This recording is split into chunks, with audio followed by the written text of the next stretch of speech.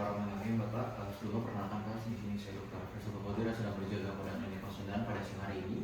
Oke, baik Bapak. Jadi sebelumnya saya di sini izin untuk menanyakan identitas putra Bapak terlebih dahulu Pak. Apakah Bapak bersedia Pak? Bersedia. Bersedia Pak ya. Oke, baik Bapak. Sebelumnya untuk putra Bapak namanya siapa Pak? Albert. Albert. Untuk usia berapa tahun Pak? 7 tahun. 7 tahun. Untuk alamatnya? Alamatnya di Cianjuang. Di Cianjuang ya Pak ya. Untuk jenis kelaminnya konfirmasi laki-laki ya Pak ya. Oke, baik Bapak, sebelumnya saya izin bertanya Pak, untuk nama Bapak sebelumnya siapa Pak? Zaid. Zaid. Oke, baik Bapak, jadi saya izin untuk menjelaskan terlebih dahulu. Jadi di sini saya akan menanyakan beberapa pertanyaan terkait keluhan pada putra Bapak. Nah, sebelumnya untuk putra Bapak datang ke sini dengan keluhan apa Pak? Ini dok, jadi anak saya tuh suka sesak napas ya.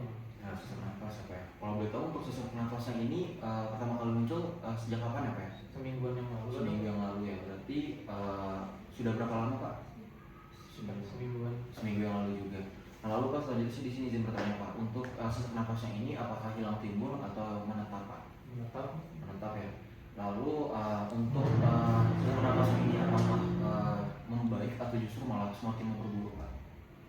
Sejujurnya masih memperburuk. Memperburuk ya Pak ya. Lalu Pak, selanjutnya di sini saya izin bertanya. Nah, untuk sesak nafasnya ini apakah ada faktor yang memperberat Pak terkait keluhan tersebut? Ini kambuhnya itu ketika misalkan putra Bapak ini sedang melakukan aktivitas atau seperti apa gitu Pak? Apakah ada? Ya ada sih dok, kalau di aktivitas. Ada aktivitas seperti apa? Lalu Pak, selanjutnya apakah ada faktor yang memperingankannya Pak dari gejala tersebut? Misalkan ketika putra Bapak ini sedang istirahat atau misalkan tidur, apakah ada Pak? Ada. Ada. Ketika sedang Istirahat. sedang istirahat ada. Lalu Bapak, selanjutnya apakah dari keluhan tersebut dari sesak nafas ini apakah mengganggu putra Bapak ini untuk melakukan aktivitas sehari-harinya? Mengganggu. Mengganggu banget Pak ya. Oke, baik Bapak. Lalu selanjutnya di sini saya mau tanya Pak. Nah, ketika putra Bapak ini sesak, Bapak pernah mendengar suara keras atau suara mengik kayak sesak gitu Pak? Saya kurang perhatiin dok. Kurang perhatiin Pak ya. Lalu Pak, selanjutnya di sini saya izin bertanya Pak, apakah ada keluhan lain Pak? Paling anak saya demam juga dok sama batuk. Kalau boleh tahu untuk batuknya ini pertama kali muncul sejak kapan ya Pak? Ya nggak lama dari sesak. Udah lama dari sesak ya Pak ya. Berarti untuk batuknya ini kalau boleh tahu Pak, apakah berdahak atau cuma jernih dulu?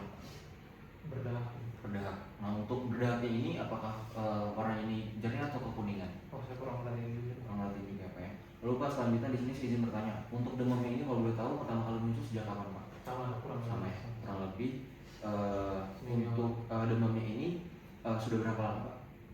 Seminggu yang lalu juga ya Pak. Oke, baik Bapak. Untuk demamnya ini apakah hilang timbul atau terus menerus? Terus menerus. Lalu Pak, selanjutnya saya di sini izin bertanya. Nah, ketika anak Bapak ini sesak, nah ketika misalkan sedang minum, apakah Bapak pernah melihat anak Bapak ini tersedak atau tidak Pak? Ada sih. Ada tersedak juga ya Pak ya. Lalu Pak, selanjutnya saya izin bertanya. Nah, selanjutnya apakah pada anak Bapak ini Bapak melihat tampak kebiruan atau tidak Pak? Enggak sih kalau Enggak ya, untuk kebiruan tidak ada. Lalu Pak, selanjutnya di sini saya izin bertanya Pak, untuk tadi kan untuk lingkungan, apakah lingkungan area rumah Bapak ini padat penduduk atau tidak? Lumayan padat ya Pak ya. Untuk rumah Bapak untuk ventilasinya ini cukup atau ada ventilasinya apa enggak Pak? Ada. Untuk kebersihan bagaimana Pak? Apakah terjaga atau tidak? Cukup Terjaga ya Pak ya. Lalu Pak, selanjutnya di sini saya izin bertanya, sebelumnya apakah Bapak mempunyai riwayat penyakit sebelumnya? Kalau saya sih enggak. Tidak ada. Untuk anak Bapak? Enggak ada juga. Tidak ada juga. Lalu Pak, apakah dari anak Bapak ini mempunyai riwayat dirawat inap atau pernah dilakukan operasi sebelumnya?